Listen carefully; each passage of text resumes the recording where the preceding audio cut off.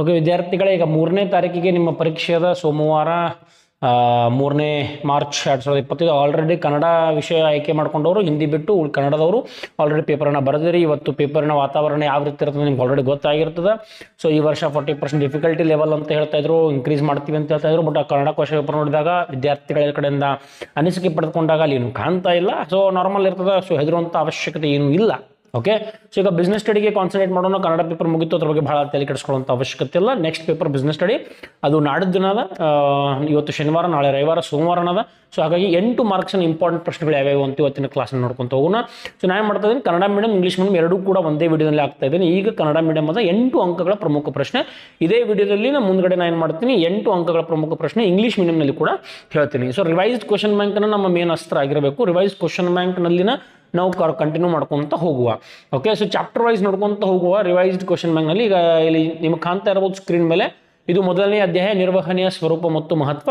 ಈ 8 ಅಂಕಗಳ ಪ್ರಶ್ನೆ ಯಾವೆಲ್ಲ ಚಾಪ್ಟರಿಂದ ಬರ್ತದೆ ಅಂದರೆ, ಮೊದಲನೇ ಚಾಪ್ಟರ್ ನಿರ್ವಹಣೆಯ ಸ್ವರೂಪ ಮತ್ತು ಮಹತ್ವ, ಅದಾದ ನಂತರ ಈ ಸಿಬ್ಬಂದಿ ನಿರ್ವಹಣೆಯಲ್ಲಿ ಬರ್ತದೆ, ಮಾರಾಟ ಪ್ರಕ್ರಿಯೆಯಲ್ಲಿ ಬರ್ತದೆ, ನಿಯಂತ್ರಿಸುವಿಕೆಯಲ್ಲಿ ಬರ್ತದೆ.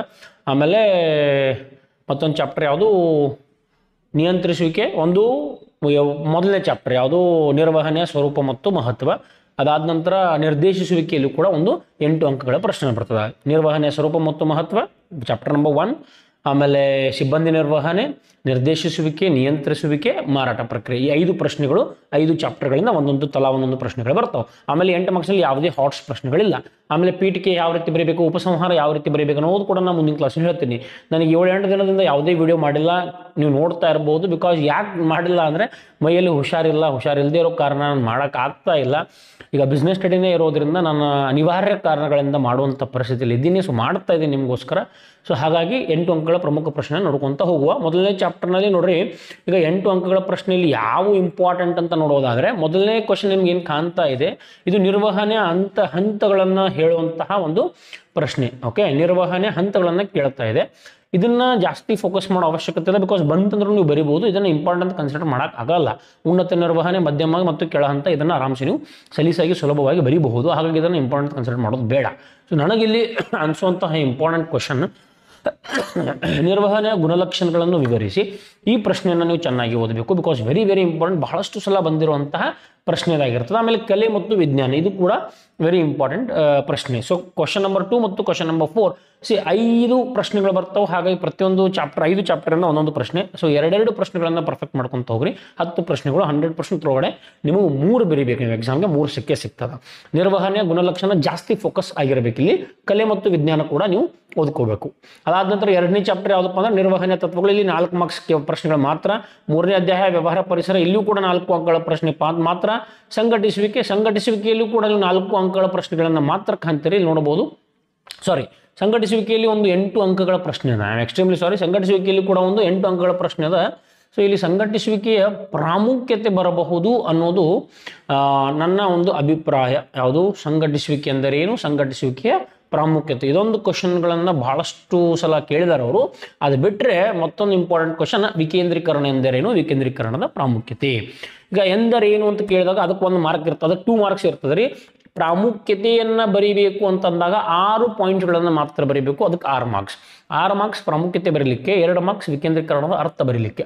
ಸೊ ಕ್ವಶನ್ ನಂಬರ್ 9 ವಿಕೇಂದ್ರೀಕರಣದ ಪ್ರಾಮುಖ್ಯತೆ. ಆಮೇಲೆ ಕ್ವಶನ್ ನಂಬರ್ 1 ಯಾವುದು, ಸಂಘಟಿಸುವಿಕೆ ಎಂದರೇನು, ಸಂಘಟಿಸುವಿಕೆ ಪ್ರಾಮುಖ್ಯತೆ. ಸಿಬ್ಬಂದಿ ನಿರ್ವಹಣೆ, ಇಲ್ಲೂ ಕೂಡ ಒಂದು 8 ಅಂಕಗಳ ಪ್ರಶ್ನೆ ಅದ ರೀ. ಯಾವುದು ಜಾಸ್ತಿ ಇಂಪಾರ್ಟೆಂಟ್ ಅಪ್ಪ ಅಂತ ನೋಡೋದಾದರೆ, ಸಿಬ್ಬಂದಿ ನಿರ್ವಹಣೆಯಲ್ಲಿ ಬರುವಂತಹ ವಿವಿಧ ಹಂತಗಳು.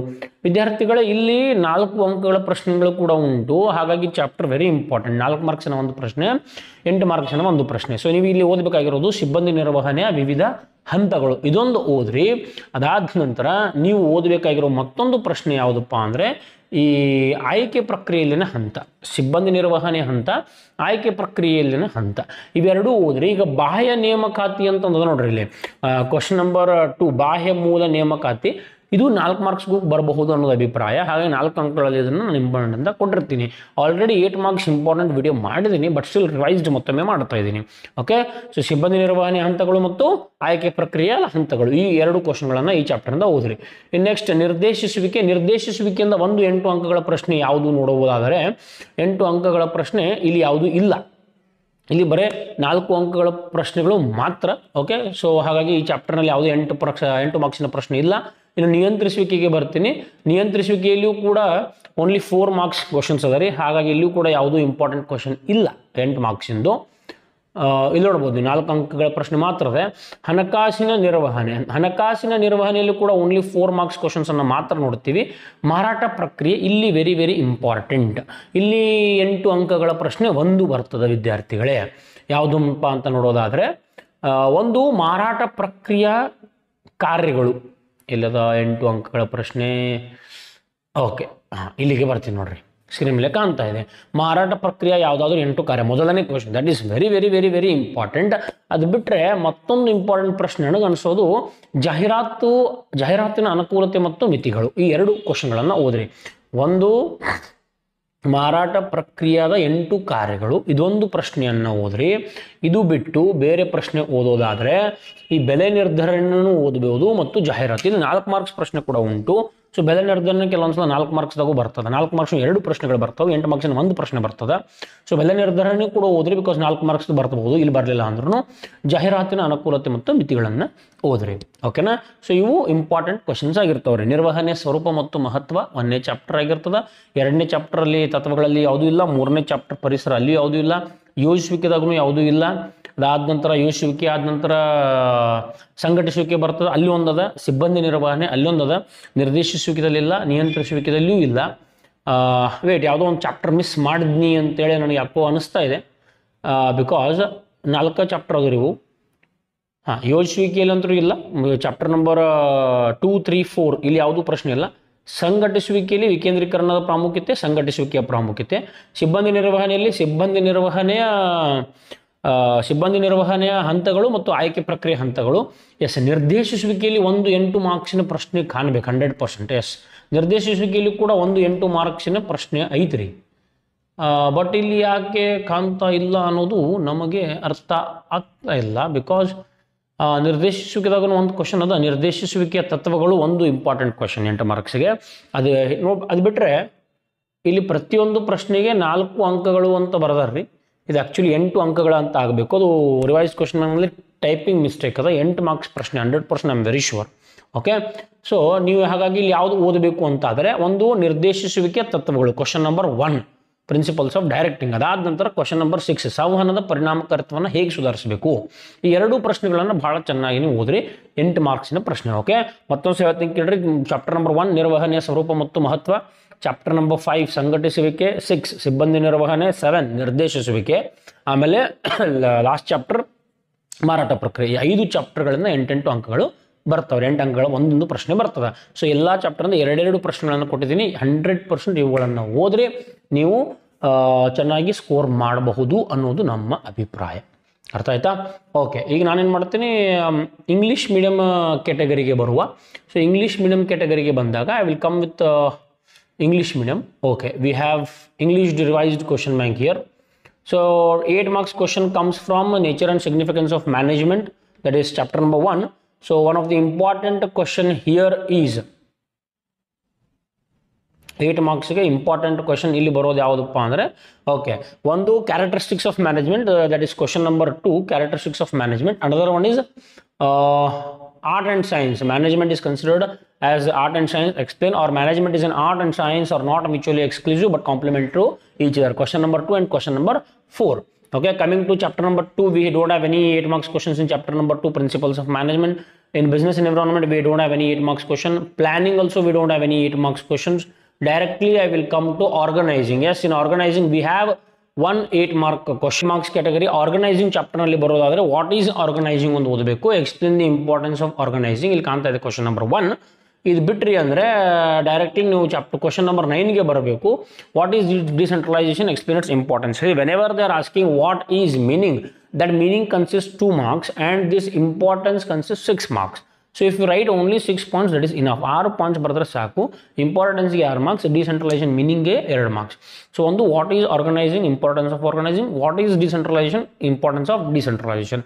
ಈ 2 ಕ್ವಶನ್ಗಳನ್ನು ಈ ಚಾಪ್ಟರ್ನಿಂದ ಮಾಡ್ರಿ. ಇನ್ನು ನೆಕ್ಸ್ಟ್ ಯಾವಪ್ಪ ಅಂದ್ರೆ staffing. Very very important chapter ಇದು ಕೂಡ, ಬಿಕಾಸ್ ಇಲ್ಲಿ 4 ಮಾರ್ಕ್ಸ್ 8 ಮಾರ್ಕ್ಸ್ 2 ಉಂಟು.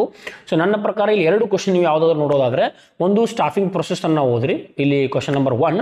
ಆಮೇಲೆ ಮತ್ತೊಂದು ಸೆಲೆಕ್ಷನ್ ಪ್ರೊಸೆಸನ್ನು ಓದ್ರಿ.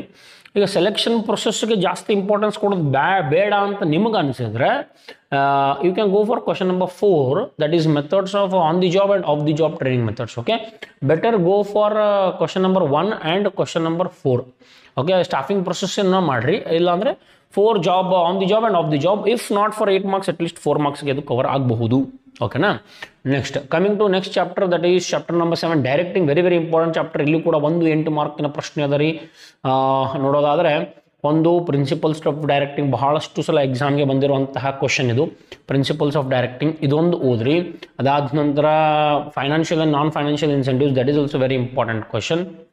ಆಮೇಲೆ ಇವೆರಡು ಓದ್ರಿ ಸಾಕು, ಮತ್ತೇನು ಬೇಡ ಅಂತ ನನ್ನ ಅಭಿಪ್ರಾಯ. ಒಂದು ನಿರ್ದೇಶಿಸುವಿಕೆಯ ತತ್ವಗಳು, ಅದಾದ ನಂತರ ಮತ್ತೊಂದು ಕ್ವಶನ್ ಅದರ ಇಲ್ಲಿ ಕಮ್ಯುನಿಕೇಷನ್ ಎಫೆಕ್ಟಿವ್ನೆಸ್. ಇದು ಒಂದು ಪ್ರಿನ್ಸಿಪಲ್ಸ್ ಆಫ್ ಡೈರೆಕ್ಟಿಂಗ್. ಇಲ್ಲಿ ಕೂಡ 3 ಕ್ವಶನ್ಸ್ ವೆರಿ ಇಂಪಾರ್ಟೆಂಟ್ ರಿಪಿಟೇಟಿವ್ ಆಗಿ ಬಂದಿದೆ. ಸೊ ಈಗ 3ರಾಗ ಸರ್ ಯಾವುದಾದ್ರು 2 ನೋಡೋದಾದರೆ ಫೈನಾನ್ಷಿಯಲ್ ಮತ್ತು ನಾನ್ ಫೈನಾನ್ಷಿಯಲ್ ಇನ್ಸೆಂಟಿವ್ಸ್ ಬಿಟ್ಬಿಡ್ರಿ. ಪ್ರಿನ್ಸಿಪಲ್ಸ್ ಆಫ್ ಡೈರೆಕ್ಟಿಂಗ್ ಮತ್ತು improve communication effectiveness 80 out of 80 ಮಾಡೋರು 3 ಕ್ವಶನ್ಸ್ ಓದಬೇಕು. ಸರ್ ಜಸ್ಟ್ ನಮಗೆ ಎವರೇಜ್ ಸಾಕು ಅನ್ನೋರು ಪ್ರಿನ್ಸಿಪಲ್ಸ್ ಆಫ್ ಡೈರೆಕ್ಟಿಂಗ್ ಒಂದು ಓದ್ರಿ, ಕಮ್ಯುನಿಕೇಷನ್ ಎಫೆಕ್ಟಿವ್ನೆಸ್ ಅಂತ ಓದ್ರಿ. ಓಕೆ, ಡೈರೆಕ್ಟ್ಲಿ ಕಂಟ್ರೋಲಿಂಗ್ದಾಗಿಲ್ಲ, ಫೈನಾನ್ಷಿಯಲ್ ಮ್ಯಾನೇಜ್ಮೆಂಟ್ದಾಗಿಲ್ಲ, ಮಾರ್ಕೆಟಿಂಗ್ದಾಗ ಒಂದು ಕ್ವಶನ್ ಅದ 8 ಮಾರ್ಕ್ಸಿಂದು.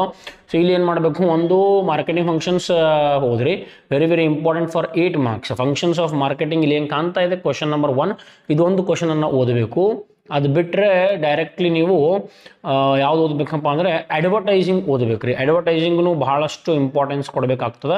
ಭಾಳಷ್ಟು ಸಲ ಎಕ್ಸಾಮ್ಗೆ ಬಂದದ question number 5, advantages and limitations of advertising. ಇದು ಒಂದು. ಇದು ಬಿಟ್ಟರೆ ಈ ಪ್ರೈಸಿಂಗನ್ನು ಕೂಡ ನೀವು ಓದ್ಬೋದು. ಇದು 4 ಮಾರ್ಕ್ಸ್ದಾಗೂ ಕವರ್ ಆಗ್ಬೋದು. ಫ್ಯಾಕ್ಟರ್ಸ್ ಡಿಟರ್ಮೈನಿಂಗ್ ಪ್ರೈಸ್ ಡಿಟರ್ಮಿನೇಷನ್ ಅಂತ ಕರಿತೀವಿ, ಅದು factors affecting price determination. So directing ಚಾಪ್ಟರಿಂದ 3 ಕ್ವಶನ್ಸ್ ಹೇಳ್ತಾ ಇದ್ದೀನಿ, ಮಾರ್ಕೆಟಿಂಗಿಂದ 3 ಕ್ವಶನ್ಸ್ ಹೇಳ್ತಾ ಇದ್ದೀನಿ. ಯಾಕಂದರೆ 2 ಚಾಪ್ಟರ್ ದೊಡ್ಡ ಅದಾವ್ರಿ. ಆಮೇಲೆ ಮಾರ್ಕೆಟಿಂಗ್ದಾಗ ಅದು 4 ಮಾರ್ಕ್ಸ್ದಾಗೂ ಕವರ್ ಆಗ್ತದೆ. ಓಕೆ, ಸೊ ಇವು ಇಂಪಾರ್ಟೆಂಟ್ ಕ್ವಶನ್ಸ್. ಇವುಗಳನ್ನು ಅತಿ ಬೇಗನೆ ಪರ್ಫೆಕ್ಟ್ ಅಂದರೆ ಪರ್ಫೆಕ್ಟ್ ಮಾಡಿರಿ. 3 ಕ್ವಶನ್ಸ್ ನಿಮಗೆ ಸಿಗ್ತದೆ 100%. ಓಕೆ, ಕೆಲವೊಂದು ನಾನು ಕ್ವಶನ್ಸ್ ಎಷ್ಟೋ ಮಂದಿ ಕಮೆಂಟ್ ಮಾಡ್ತಾರೆ, ಸರ್ ನೀವು ಹೇಳುವಂಥ ಕ್ವಶನ್ಸ್ ಎಕ್ಸಾಮ್ಗೆ ಬರುತ್ತಾ ಅಂತ. ನಾವು ಕೂಡ ಕ್ವಶನ್ ಪೇಪರ್ಸ್ ರೆಫರ್ ಮಾಡಿ ನಮ್ಮ ಟೀಚಿಂಗ್ ಅನುಭವವನ್ನು ತೆಗೆದುಕೊಂಡು ನಮ್ಮ 6 ಸೆನ್ಸ್ ಪ್ರಕಾರ ಇಂಪಾರ್ಟೆಂಟ್ ಬರಬಹುದು ಅಂತ ಹೇಳ್ತಾ ಇದ್ದೀವಿ. 100% ಅಥವಾ ಎಕ್ಸಾಕ್ಟ್ಲಿ ಅಂತ ನಮಗೆ ಗೊತ್ತಿದ್ದರೆ ಮತ್ತು ಇದೆಲ್ಲ ಮಾಡೋ ಅವಶ್ಯಕತೆನೇ ಇರಲಿಲ್ಲ, ಸ್ಟಡಿ ಮಾಡೋ ಅವಶ್ಯಕತೆನೇ ಇರಲಿಲ್ಲ. ಓಕೆ, ಸೊ ಗೆಸ್ ಮಾಡಬೇಕು. ಬಿಕಾಸ್ ಎಲ್ಲವನ್ನೂ ಓದಿದ್ರೂ ಎಲ್ಲ ಅರ್ಥ ಆಗಂಗಿಲ್ಲ ರೀ. ಅರ್ಥ ಆಯ್ತಾ? ಈಗ ನಿಯಂತ್ರಿಸೋದಾಗ ಒಂದು ಲೈನ್ ಅದ, ಎಲ್ಲವನ್ನೂ ನಿಯಂತ್ರಿಸುವಂತಹ ಪ್ರಯತ್ನದಲ್ಲಿ ಏನನ್ನೂ ನಿಯಂತ್ರಿಸಲಿಕ್ಕೆ ಸಾಧ್ಯವಿಲ್ಲ. In procedure of controlling anything cannot be controlled. ಹಾಗಾಗಿ ಎಲ್ಲವನ್ನು ಓದಿದ್ರು ತಲೆಗೆ ಹತ್ತಂಗಿಲ್ಲ. ಹಾಗಾಗಿ ಕೆಲವೊಂದು ಇಂಪಾರ್ಟೆಂಟ್ ಅಂತೇಳಿ ನಾವು ಡಿಸೈಡ್ ಮಾಡ್ಕೊಂಡಿರ್ತೀವಿ ಕ್ವಶನ್ ಪೇಪರ್ಸ್ ಮೇಲೆ.